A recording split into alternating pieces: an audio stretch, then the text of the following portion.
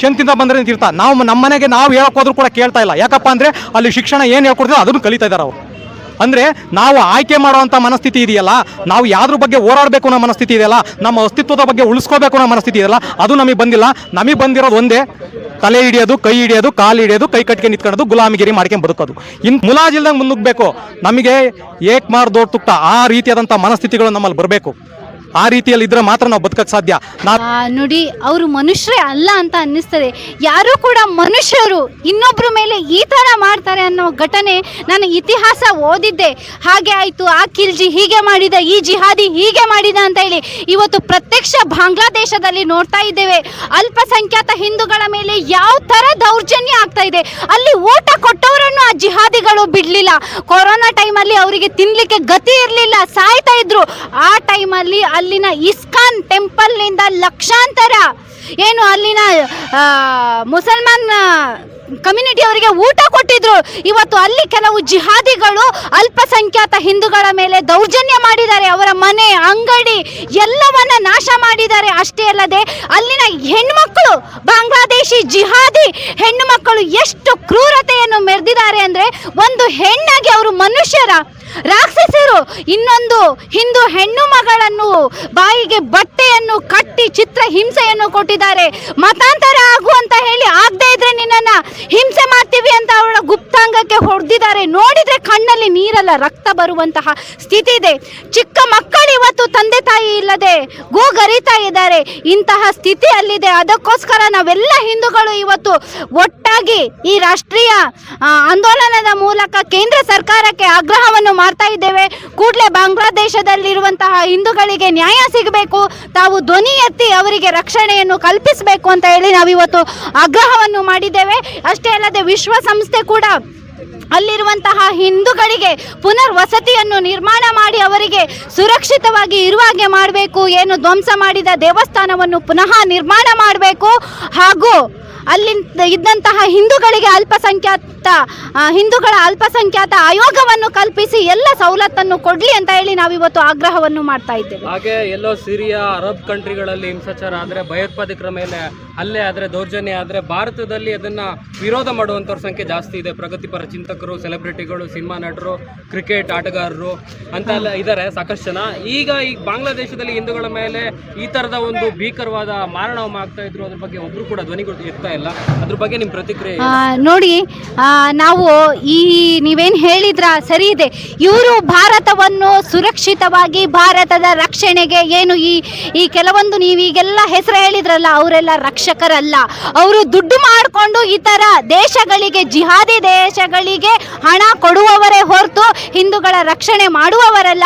ಹಾಗಾಗಿ ನಾವೆಲ್ಲರೂ ಸಹ ಛತ್ರಪತಿ ಶಿವಾಜಿ ಮಹಾರಾಜರ ಆದರ್ಶವನ್ನು ಇಟ್ಕೊಂಡು ಹಿಂದುವಿ ಸ್ವರಾಜ್ಯ ಸ್ಥಾಪನೆಗೆ ಹೇಗೆ ಅವರ ಹತ್ರ ಸಂಖ್ಯಾಬಲ ಕಡಿಮೆ ಇತ್ತು, ಆದರೆ ಅವರ ಹತ್ರ ಆತ್ಮಬಲ, ದೈವ ಬಲ ಇತ್ತು. ಹಾಗೇನೆ ನಾವೆಲ್ಲರೂ ಆತ್ಮಬಲ, ದೈವ ಬಲದ ಮೂಲಕ ನಾವೆಲ್ಲರೂ ಝಾನ್ಸಿ ರಾಣಿ ಲಕ್ಷ್ಮೀಬಾಯಿ ಆಗಿ, ಕಿತ್ತೂರು ರಾಣಿ ಚೆನ್ನಮ್ಮ ಆಗಿ ನಾವೆಲ್ಲ ಹಿಂದೂಗಳು ಒಟ್ಟಾಗಿ ನಮ್ಮ ಹಿಂದೂಗಳ ರಕ್ಷಣೆಗೋಸ್ಕರ, ದೇಶ ರಕ್ಷಣೆಗೋಸ್ಕರ ಒಂದಾಗಿ, ಹಾಗೆ ನಮ್ಮ ಸಹೋದರರಾದ ಬಾಂಗ್ಲಾದೇಶಿ ಹಿಂದೂಗಳಿಗೂ ರಕ್ಷಣೆಗಾಗಿ ಒಟ್ಟಾಗಬೇಕು ಅಂತ ಹೇಳ್ತೇನೆ.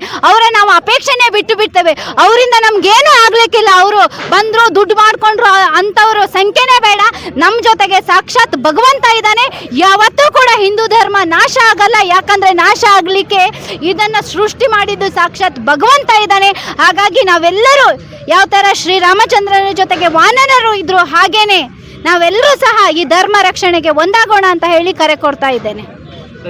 ಸರ್ ನೋಡಿ, ಇವತ್ತಿನ ಪರಿಸ್ಥಿತಿ ಹೇಗಿದೆ ಅಂತ ಹೇಳಿದ್ರೆ, ಬಾಂಗ್ಲಾದೇಶದ ಹಿಂದೂಗಳ ಮೇಲೆ ದೌರ್ಜನ್ಯ, ವಿಕೃತ ವ್ಯವಸ್ಥೆಯಲ್ಲಿ ಅಲ್ಲಿ ಬದುಕ್ತಾ ಇದ್ದಾರೆ ಹಿಂದೂಗಳಾದವರು. ಇಂಥ ಪರಿಸ್ಥಿತಿ ಬದುಕ್ತಾ ಇರೋದಕ್ಕೆ ಕಾರಣ ಯಾರು ಅಂದರೆ ನಾವು ಹಿಂದೂಗಳೇ, ಬೇರೆ ಯಾರು ಬರಲ್ಲ. ಯಾಕೆಂದರೆ ನಾವು ವಿಕೃತ ಪರಿಸ್ಥಿತಿಗೆ ಹೋಗ್ತಾ ಇದ್ದೀವಿ ಅನ್ನೋದಕ್ಕೆ ನಮ್ಮ ಮನಸ್ಥಿತಿಗಳೇ ಕಾರಣ, ನಮ್ಮಲ್ಲಿರೋ ಸಿಗ್ತಿರೋಂಥ ಶಿಕ್ಷಣವೇ ಕಾರಣ, ನಮ್ಮಲ್ಲಿರುವಂತಹ ಒಂದು ಕಲ್ಚರೇ ಕಾರಣ. ಯಾಕೆ ಈ ಥರ ಆಗ್ತಾ ಇದೆ ನೋಡಿ. ನೀವು ಆಗಲೇ ಒಂದು ಒಳ್ಳೆ ಪ್ರಶ್ನೆ ಕೇಳಿದ್ರೆ ಅವರಿಗೆ, ನೋಡಿ ಅಲ್ಲಿ ಟೆರರಿಸ್ಟ್ಗಳು ಏನಾರು ಆಯಿತು, ಬಾಂಬ್ ಬ್ಲಾಸ್ಟ್ ಆಯಿತು, ಅವರಾಯಿತು ಇವರಾಯಿತು ಅಂದರೆ ಇಮಿಡಿಯೇಟಾಗಿ ಎದ್ದಾಳ್ತಾರೆ, ಆದರೆ ಅವ್ರಿಗೆ ಸಪೋರ್ಟ್ ಮಾಡ್ತಾರೆ. ಆದರೆ ಇಲ್ಲಿ ಯಾಕೆ ನಮಗೆ ಸಪೋರ್ಟ್ ಮಾಡ್ತಾ ಇಲ್ಲ ಅಂದರೆ, ನಮ್ಮಲ್ಲಿ ಯಾಕೆ ಸಪೋರ್ಟ್ ಮಾಡ್ತಾ ಇಲ್ಲ? ಹಿಂದೂಗಳಲ್ಲಿ ಒಗ್ಗಟ್ಟಿಲ್ಲ. ಫಸ್ಟ್ ಆಫ್ ಆಲ್ ಹಿಂದೂಗಳಲ್ಲಿ ಒಬ್ಬ ಒಕ್ಕಲಿಗ ಅಂತಾನೆ, ಒಬ್ಬ ಲಿಂಗಾಯತ ಅಂತ ಹೇಳ್ತಾನೆ, ಇನ್ನೊಂದು ಜಾತಿ, ಅದು ಇದು ಅಂತ ಒಡೆದ ಆಳುವಂಥ ನೀತಿ ಪರಿಸ್ಥಿತಿ ಇದೆ. ನಾವೆಲ್ಲ ಹಿಂದೂಗಳು, ನಾವೆಲ್ಲ ಒಂದೂನ ಮನೋಭಾವ ನಮ್ಮಲ್ಲಿಲ್ಲ. ಯಾಕಪ್ಪ ಅಂದರೆ ಹಿಂದೂ ಅನ್ನೋದು ಒಂದು ಬೃಹತ್ ಮರ ಇದ್ದಾಗೆ. ಮರದಲ್ಲಿರುವಂತಹ ಒಂದು ಕೊಡಲಿ ಕಾವು ಯಾವ ರೀತಿ ತನ್ನ ಬುಡವನ್ನು ಕಡ್ಕೊಳ್ಳುತ್ತೋ ಅದೇ ರೀತಿ ಹಿಂದೂಗಳಾದವರು ನಾವು ಕಡ್ಕೊತಾ ಇದೀವಿ, ಒಂದು ಕಡೆಯಿಂದ ಕಟ್ಕೊತಾ ಇದೀವಿ. ಇವತ್ತು ಬಾಂಗ್ಲಾದೇಶದಲ್ಲಿ ಆಗಿರುವಂತಹ ಒಂದು ವ್ಯವಸ್ಥೆಯನ್ನು ಖಂಡಿಸುವಂಥ ತಾಕತ್ತು ನಮ್ಮ ಹಿಂದೂ ಸಂಘಟನೆಗಳು ಬಂದು ಇಲ್ಲಿ ಕೂಗಾಡಿದ್ರು ಕೂಡ ಮನೆಯಿಂದ ಎದ್ದು ಬರುವಂಥ ಮನಸ್ಥಿತಿ ಇಲ್ಲ. ಇವತ್ತು ರಜಾ ಇದ್ರೂ ಕೂಡ ಜನಗಳಿಗೆ ಯಾಕೆ ಆ ರೀತಿ ಆಗ್ತಾ ಇದೆ? ಅದೇ ಸ್ಕೂಲಲ್ಲಿ ಬಾಂಬ್ ಬಿಟ್ಟಿದ್ದಾರೆ ಅಂತ ತಕ್ಷಣ ಇರೋ ಬರೋಲ್ಲ, ಬಾಯಿಲ್ ಬೀಜ ಬಿದ್ದಿರೋ ಥರ ಹೋಗಿ ಕರ್ಕೊಂಬರ್ತೀವಿ. ಅದೇ ಸ್ಕೂಲ್ಗಳು ಕಳಿಸ್ಕೊಡ್ತಾರೆ ಅಂಥದ್ದೇನು ಪರ್ಸೆಂಟೇಜ್ ಸ್ಕೂಲ್ಗಳು ಹೋಗೋದು. ನಾವು ಮಕ್ಕಳು ಬಂದ್ಬಿಟ್ಟು ಒಳಗೆ ಕೈ ಕಟ್ಕೆ ನಿಂತ್ಕೊಂತವೆ, ಹೊರಗೆ ನಾವು ಕೈ ಕಟ್ಕೆ ನಿಂತ್ಕೊಂತೀವಿ. ಈ ಕೈ ಕಟ್ಕೆ ನಿಂತ್ಕೊಂಡು ಗುಲಾಮಗಿರಿಯ ಪದ್ಧತಿಯನ್ನು ವ್ಯವಸ್ಥೆನ ಭಾಳ ಪರಿಪೂರ್ಣವಾಗಿ ಏರ್ಕೊಂಬಂದ್ರು. ಸ್ವತಂತ್ರ ಬಂದ 75 ವರ್ಷದಿಂದಲೂ ಕೂಡ ಅದೇ ಗುಲಾಮಗಿರಿ ಅಂತ ವ್ಯವಸ್ಥೆ ಇಟ್ಕೊಂಡು ಬಂದಿದ್ದಾರೆ. ಇವತ್ತು ಎಜುಕೇಷನ್ ಸಿಸ್ಟಮ್ ಹೇಗಿದೆ ಅಂದರೆ, ಎಜುಕೇಷನ್ ಫೀಲ್ಡಲ್ಲಿ ಬಂದಿರುವಂಥ ಜನನಾಗರಿಕ ಏನು ಆ ಮಂತ್ರಿಗಳಿದಾರೋ ಅವ್ರ ತಲೆ ಹೆಂಗಿದೆಯೋ ಹಂಗೆ ಬಂದ್ಬಿಟ್ಟಿದೆ ಎಜುಕೇಷನ್. ನಮ್ಮ ಹಿಂದೂ ಸಮಾಜದ ಸಂಸ್ಕಾರಕ್ಕೆ ಅನುಗುಣವಾದಂಥ ಒಂದು ಪರಿಪೂರ್ಣವಾದಂಥ ಒಂದು ಎಜುಕೇಷನ್ ನಮ್ಮ ಮಕ್ಕಳಿಗೆ ಸಿಗಲಿಲ್ಲ. ಆದರೆ ನಾವೇನು ಮಾಡ್ತಿದ್ದೀವಿ, ಶಂಕ್ತಿಂದ ಬಂದರೆ ತೀರ್ಥ, ನಾವು ನಮ್ಮ ಮನೆಗೆ ನಾವು ಹೇಳೋಕ್ಕೋದ್ರೂ ಕೂಡ ಕೇಳ್ತಾ ಇಲ್ಲ. ಯಾಕಪ್ಪ ಅಂದರೆ ಅಲ್ಲಿ ಶಿಕ್ಷಣ ಏನು ಹೇಳ್ಕೊಡ್ತೀವಿ ಅದನ್ನು ಕಲಿತಾ ಇದ್ದಾರೆ ಅವರು. ಅಂದರೆ ನಾವು ಆಯ್ಕೆ ಮಾಡುವಂಥ ಮನಸ್ಥಿತಿ ಇದೆಯಲ್ಲ, ನಾವು ಯಾವ್ದ್ರ ಬಗ್ಗೆ ಹೋರಾಡಬೇಕು ಅನ್ನೋ ಮನಸ್ಥಿತಿ ಇದೆಯಲ್ಲ, ನಮ್ಮ ಅಸ್ತಿತ್ವದ ಬಗ್ಗೆ ಉಳಿಸ್ಕೋಬೇಕು ಅನ್ನೋ ಮನಸ್ಥಿತಿ ಇದೆಯಲ್ಲ, ಅದು ನಮಗೆ ಬಂದಿಲ್ಲ. ನಮಗೆ ಬಂದಿರೋದು ಒಂದೇ, ತಲೆ ಹಿಡಿಯೋದು, ಕೈ ಹಿಡಿಯೋದು, ಕಾಲು ಹಿಡಿಯೋದು, ಕೈ ಕಟ್ಕೆ ನಿಂತ್ಕೊಳ್ಳೋದು, ಗುಲಾಮಗಿರಿ ಮಾಡ್ಕೊಂಡು ಬದುಕೋದು. ಇಂಥ ಮನಸ್ಥಿತಿಯ ವಿಕೃತ ಮನಸ್ಥಿತಿಯಲ್ಲಿ ಬದುಕ್ತಿದ್ವಿ. ಇದು ನಮಗೆ ಇದನ್ನೇ ಒಂದು ಐ-ಫೈ ಅಂತ ಮಾಡ್ಕೊಂಡ್ಬಿಟ್ಟಿದ್ದೀವಿ. ಏನೋ ಒಂದು ಸಾಧನೆ ಅಂದರೆ ಇದೇ ಐ-ಫೈ ಅಂತ ತಿಳ್ಕೊಂಡ್ಬಿಟ್ಟಿದ್ವಿ. ಆದರೆ ಅಂಥ ಮನಸ್ಥಿತಿ, ಅಂಥ ಸಂಸ್ಕಾರ ನಮ್ದಲ್ಲ. ನಮ್ಮದು ಒಂದೇ ವಸುದೈವ ಕುಟುಂಬಕ್ಕೆ ಅನ್ನೋವಂತಹ ಸರ್ವಜನೋ ಸುಖಿನೋ ಭವಂತು ಅನ್ನೋವಂಥದ್ದನ್ನು, ಎಲ್ಲರಲ್ಲೂ ಒಂದೇ ರೀತಿಯಾದಂಥ ಸಮಾನ ಮನಸ್ಥಿತಿಯನ್ನು ತೋರಿಸ್ಕೊಟ್ಟಿದ್ದು ನಮ್ಮ ಹಿಂದೂ ಪರಂಪರೆ. ಈ ಹಿಂದೂ ಧರ್ಮದ ಲಕ್ಷಣಗಳನ್ನು, ಸಂಸ್ಕಾರಗಳನ್ನು ಮೈಗೂಡಿಸ್ಕೋಬೇಕಾಗಿತ್ತು. ಆದರೆ ಅವನ್ನ ತಲೆ ಹಿಡ್ಕಾಟ ಆಡ್ಕೊಂಡು ಬದುಕಿದ್ರು. ಅದಕ್ಕೋಸ್ಕರ ಇವತ್ತು ನಾವು ಇಂಥ ಈ ಮನೆಯಲ್ಲಿರುವಂತಹ ಹೆಣ್ಣು ಒಲಿದರೆ ನಾರಿ, ಮುನಿದರೆ ಮಾರಿ ಅಂತಿದೆ. ಆದರೆ ಹೆಣ್ಮಕ್ಳು ಏನು ಮಾಡ್ತಾ ಇದ್ದಾರೆ ನೋಡಿ, ಅಲ್ಲಿ ಯಾವುದೋ ಒಂದು ಎಜುಕೇಷನ್ ಸಿಗ್ತಾ ಇದಂತೆ, 1,80,000 ಅಂತೆ ರೀ, ಅಲ್ಲಿ ಭಾಳ ಐ-ಫೈ ಎಜುಕೇಷನ್ ಕೊಡ್ತಾ ಇದಾರಂತೆ ಅಂತ ಈ ಗೌರ್ಮೆಂಟ್ ಸ್ಕೂಲಲ್ಲಿ ಬಿಟ್ಬಿಡ್ತೀವಿ, ತಗೊಂಡೋಗ್ಬಿಟ್ಟು ಅಲ್ಲಿ ಒಳ್ಳೆ ಐ-ಫೈ ಸ್ಕೂಲ್ ಅಂತ ಹೇಳ್ಬಿಟ್ಟು ಸೇರಿಸ್ತೀವಿ. ಅಲ್ಲೇ ಮಾಡ್ತಾರೆ, ಬೆಳಿಗ್ಗೆ 8 ಗಂಟೆಯಿಂದ ಹಿಡಿದು ಸಾಯಂಕಾಲ 8 ಗಂಟೆ ಮುಂಟ. ಬೆಳಿಗ್ಗೆ 8 ಗಂಟೆಯಿಂದ 7 ಗಂಟೆಗೆ ಒಬ್ಬ ಸ್ಕೂಲ್ ಓಪನ್ ಮಾಡ್ತಾನೆ, 8 ಗಂಟೆಗೆ ಒಬ್ಬ ಸ್ಕೂಲ್ ಓಪನ್ ಮಾಡ್ತಾನೆ, 10 ಗಂಟೆಗೆ ಒಬ್ಬ ಸ್ಕೂಲ್ ಓಪನ್ ಮಾಡ್ತಾನೆ. ಆ ಸ್ಕೂಲಲ್ಲಿ ಏನು ಕೊಡ್ತಾರೆ, ಬೆಳಿಗ್ಗಿಂದ ಮಧ್ಯಾಹ್ನ ಮುಂಟ ಕೈ ಕಟ್ಟಿ ನಿಂತ್ಕೊಳೋದೇ ಅವರು. ಕ್ಲೀನ್ ಚಿಪ್ ಅಂದ್ಬಿಟ್ರೆ ಹಂಗೆ ಸುಮ್ಮನೆ ನಿಂತ್ಕೊಂಡ್ಬಿಡ್ತಾರೆ ಅಷ್ಟೇ. ಆಮೇಲೆ ಸಾಯಂಕಾಲ ಬಂದ ತಕ್ಷಣ ನನ್ನ ಮಗ ಪರ್ಸೆಂಟೇಜ್ ಜಾಸ್ತಿ ತೆಗಿಬೇಕು, ಅಲ್ಲಿ ಕಳ್ಸೋಣಂತ ಟ್ಯೂಷನ್ 8 ಗಂಟೆ ಮುಂಟ. ಮಕ್ಕಳು ಮನಸ್ಥಿತಿ ಹೇಗೋಯ್ತು, ಅವರಲ್ಲಿರುವಂಥ ಬೆಳವಣಿಗೆ ಶಿಕ್ಷಣ ಎಲ್ಲಿಗೋಯ್ತು, ಅವರಲ್ಲಿರುವಂತಹ ಬ್ರಾಡ್ ಮೈಂಡ್ ಎಲ್ಲಿ ಹೋಯ್ತು, ಎಲ್ಲ ಸಂಕುಚಿತ ಮನೋಭಾವವನ್ನು ಉಂಟಾಗ್ತಿದ್ವಿ. ನಮಗೆ ಗೊತ್ತಿಲ್ಲದಂಗೆ ನಾವೇ ಉಂಟಾಗ್ತಿದ್ವಿ. ಯಾವುದಕ್ಕೋಸ್ಕರ? ತಲೆ ಹಿಡ್ಕೊಳ್ಳೋ ವ್ಯವಸ್ಥೆಗೋಸ್ಕರ. ಈ ವ್ಯವಸ್ಥೆ ಹೋಗಬೇಕು, ಮಕ್ಕಳಲ್ಲಿ ಉತ್ತಮವಾದಂಥ ಬ್ರಾಡ್ ಮೈಂಡ್ ಬೆಳಬೇಕು, ಹೆಣ್ಮಕ್ಳಲ್ಲಿ ಉತ್ತಮವಾದಂಥ ಮನಸ್ಥಿತಿ ಬೆಳಬೇಕು ಅಂದರೆ ಉತ್ತಮವಾದಂಥ ಶಿಕ್ಷಣ ವ್ಯವಸ್ಥೆ ಜಾರಿಗೆ ಬರಬೇಕು. ಆವಾಗ ಮಾತ್ರ ನಾವು ಹೊರ್ಕೊಳ್ಳೋಕೆ ಸಾಧ್ಯ. ಇವತ್ತು ಒಂದು ಟ್ರೈಲರ್ ಅಷ್ಟೇ, ಯಾವುದು ನಮ್ಮ ಇದರಲ್ಲಿ ನಡೀತಲ್ಲ, ಯಾವುದು KJ ಹೇಳಿ, DJ ಹೇಳಿ ಮತ್ತು ಡೆಲ್ಲಿಯಲ್ಲಿ ನಡೀತಲ್ಲ, ಇವೆಲ್ಲ ಟ್ರೈಲರ್ಗಳು. ಇವತ್ತು ರಿಯಲ್ ಪಿಕ್ಚರು ಬಾಂಗ್ಲಾದೇಶದಲ್ಲಿ ಓಪನ್ ಆಗಿದೆ. ಅದನ್ನು ಹಿಂದೂಗಳಾದವ್ರು ನೋಡಿ ಕಲಿಬೇಕು. ಆ ಮನಸ್ಥಿತಿಗೆ ಹೋಗ್ಬೇಕು ನಾವು. ಆ ಮನಸ್ಥಿತಿಗೆ ಹೋದಾಗ ನಾವು ಹೆಂಗೆ ಬದುಕಬೇಕು ಅನ್ನೋದು ನಾವು ಅರ್ಥ ಮಾಡ್ಕೊತೀವಿ. ಇಲ್ಲ ಅಂದರೆ ಗುಲಾಮಗಿರಿಯಲ್ಲಿ ಬದುಕ್ತಾ ಇರ್ತೀವಿ.